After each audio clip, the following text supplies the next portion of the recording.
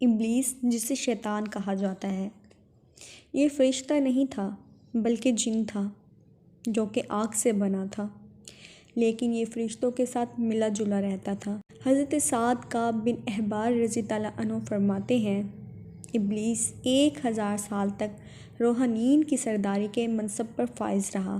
روحانیین وہ فرشتے ہوتے ہیں جو سب فرشتوں سے افضل جماعت کہلاتے ہیں۔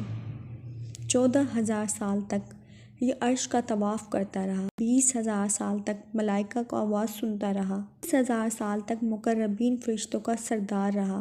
20,000 سال تک جنت کا خزانچی رہا۔ 80,000 سال تک فرشتوں کی محبت میں رہا۔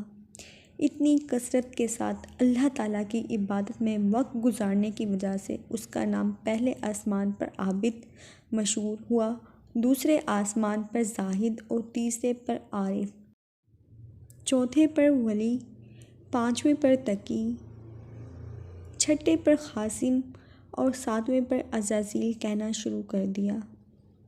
حضرت آدم علیہ السلام کو اس نے حقیر جانا، اللہ تعالیٰ کی بارگاہ سے اس لیے رد کر دیا گیا، تکبر سے ذلت کی پستیوں میں جا گرا۔